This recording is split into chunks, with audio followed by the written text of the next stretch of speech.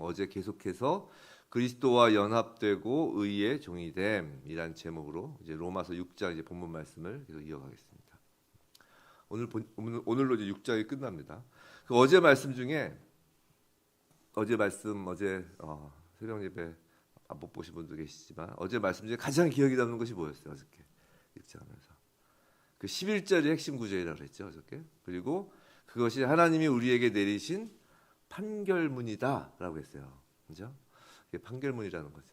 판결이 내렸습니다. 그럼 그 판결의 이제 결과를 이제 오늘 본다고 했습니다. 이 판결의 결과를 볼까요? 14절입니다.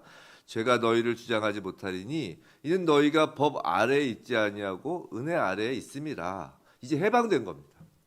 더 이상 죄의 실체가 우리를 자기의 것이라고 주장하지 못하는 거예요. 법 아래에서 신음하던 우리가 해방되어 이제 은혜의 영역으로 이제 거주지가 바뀐 겁니다. 이것을 이 구약에서 가장 리얼하게 보여주는 것이 뭘까요? 잘 아시는 바와 같이 이게 출애굽이죠. 출애굽.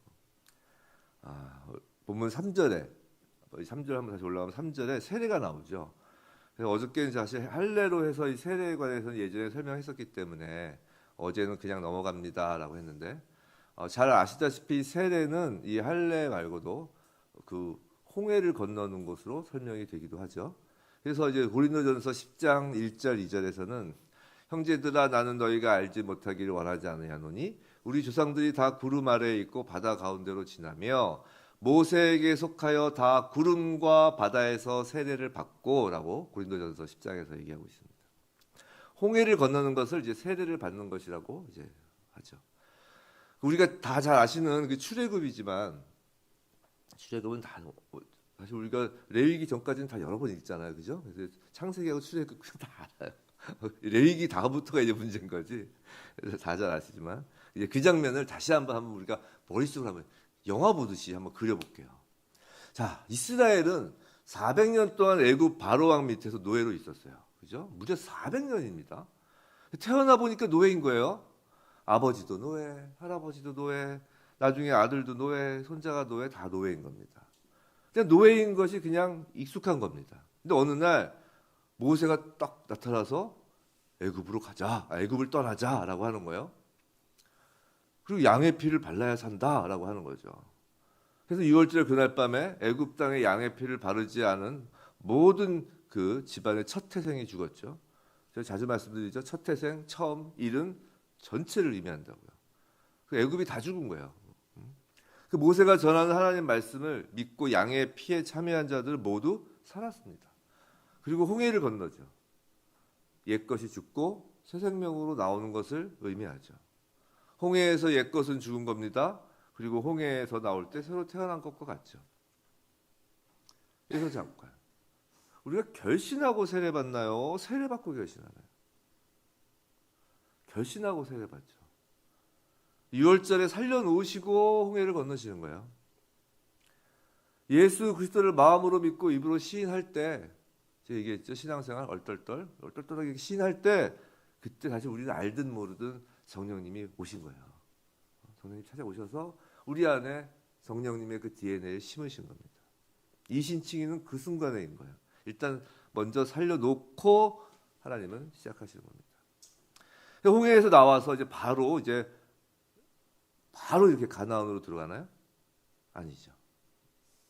그 앞에 광야가 있죠.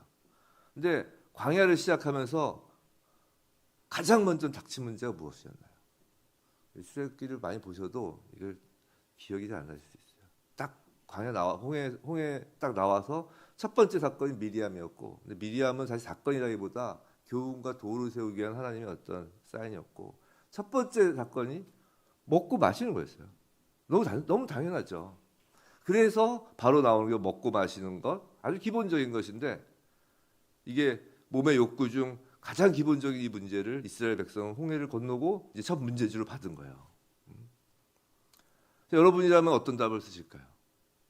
이스라엘 백성은 그 문제집 답에 불평, 불만, 원망, 그리고 하나님이 가장 싫어하는 답을 쓴 거예요.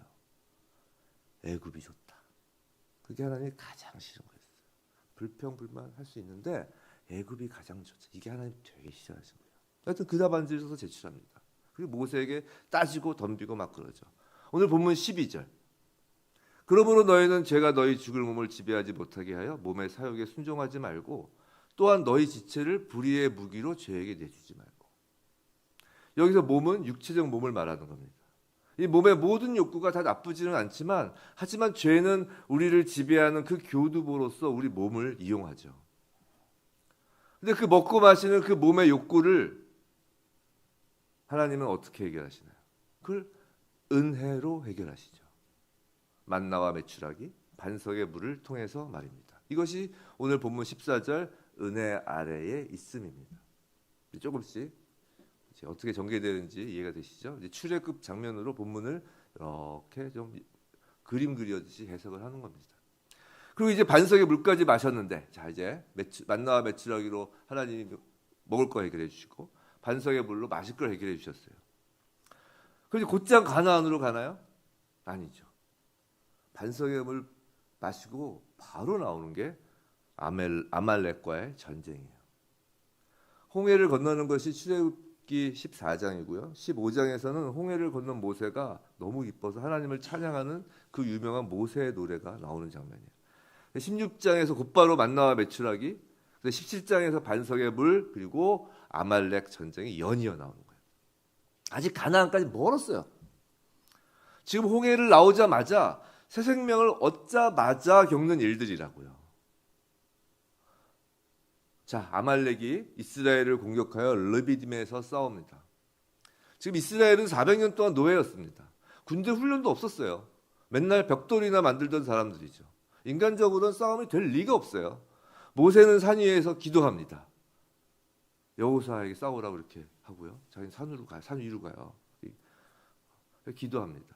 이게 그 유명한 장면, 아론과 홀이 모세의 손을 붙들어 올리는 장면이죠. 모세의 손이 올라가면 이기고 내려가면 지니까 아예 손이 안 내려오게 두 사람이 붙잡고 있는 거죠.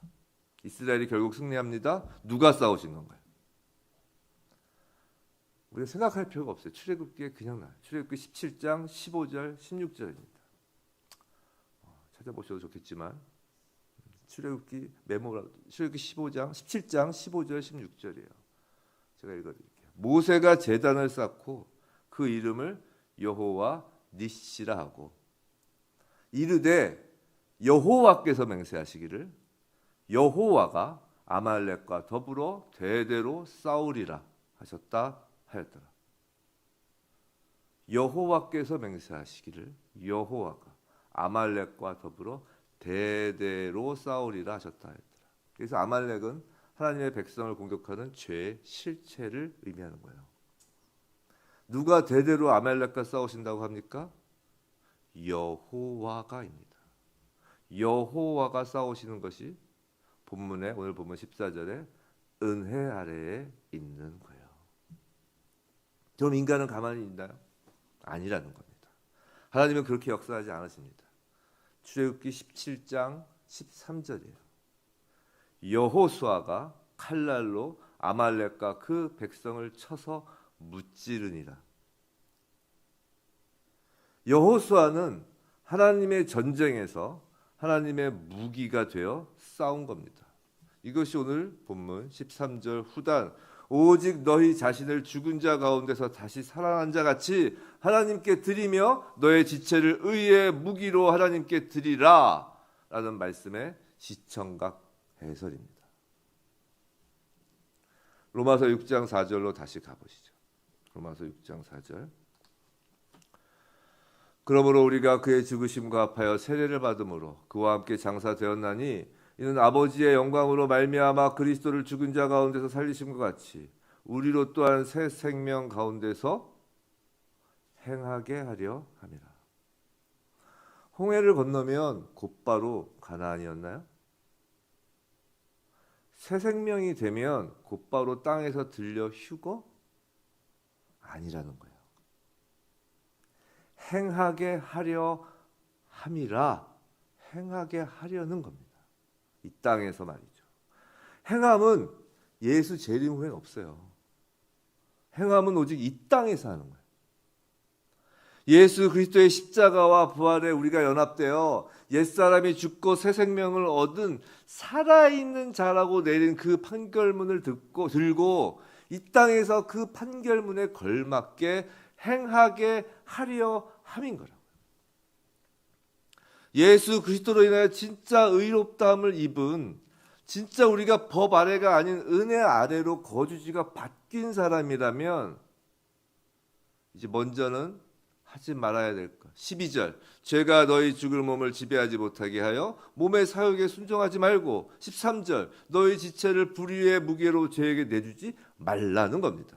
또 반대로 해야 될 것. 13절. 오직 너희 자신을 죽은 자 가운데서 다시 살아난 자 같이 하나님께 드리면 너희 지체를 의의 무기로 하나님께 드리라는 겁니다. 어제부터 계속하는 질문입니다. 살았는데 왜 옛사람이 죽었다면서 왜 죄를 반복하나요? 라는 어저께부터 던졌던 그 질문. 홍해를 건너도 죄는 몸의 사욕, 즉 이생의 자랑, 안목의 자랑, 육신의 정욕으로 공격한다라는 거예요. 거기에 우리 몸을 다시 내맡기면 편안해요. 거기에 우리 몸을 다시 내맡기면 안정감이 듭니다. 거기에 우리 몸을 다시 맡기면 기분이 좋아져요. 왜요? 400년간 노예로 있었다니까요. 태어나면서부터예요. 무려 아담 때부터 익숙한 종노릇인 거였어요. 몸이 예전을 그리워하는 거예요.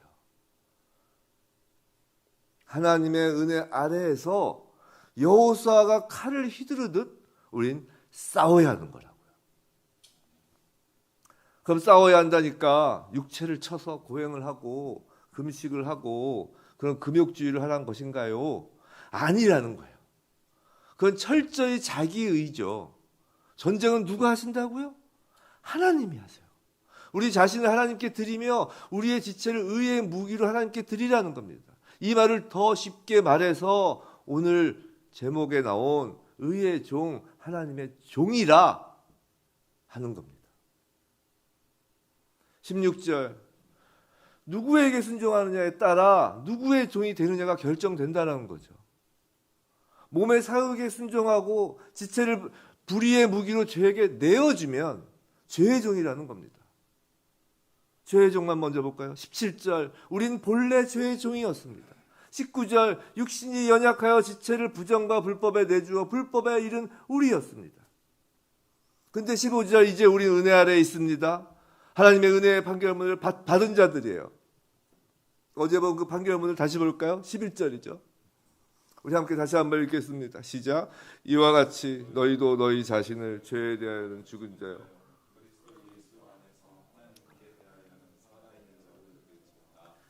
아멘. 여길지어다. 결정했다. 판결했다. 그 의미라고 말씀드렸어요. 자, 하나님께 대하여는 살아있는 자라고 하였는데 여기서 11절에서 그 전제가 있어요. 예수 안에서인 거예요. 우리가 죄에서 해방되었다고 그냥 자유가 아니라는 거예요. 예수 안으로 옮겨진 존재일 때 그때가 살아있는 자라는 거예요. 중간은 없습니다. 죄의 종이거나 예수의 종이거나 둘 중 하나입니다. 예수의 종을 16절에서는 순종의 종이라고 합니다. 예수님이 하나님께 대한 순종을 완전히 이루신 분이기에 순종의 대표이신 분이에요. 또 죄의 종의 끝은 사망이지만 순종 즉 예수의 종은 의에 이릅니다. 우리가 순종의 종이기에 17절에서 교훈의 본, 이제 온전히 순종하신 예수님을 교훈 삼으라는 거죠. 쉽게 말해 마음으로 예수님의 본을 따르라는 겁니다. 18절 죄로부터 해방이 되고 의, 예수님, 하나님의 의 하면 예수님이라고 생각하시면 됩니다. 의, 예수님, 그 예수님의 종이 되었느니라 라고 하는 겁니다. 그런데 분명히 예수님은 요한복음 15장에서 이제부터는 너희를 종이라 하지 않고 우리를 친구라 하신다 했는데, 그렇죠? 예수님이 그러셨잖아요. 이제는 너희를 종이라 하지 않겠다. 요한복음 15장에서 친구라 하신다.